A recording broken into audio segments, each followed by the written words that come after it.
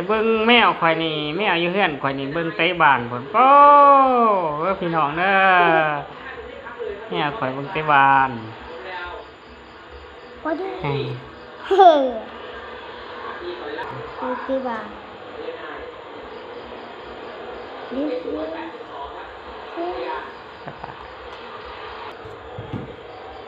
ี่เห็นมันนะเอามาทางหน้าเอามาทางหน้า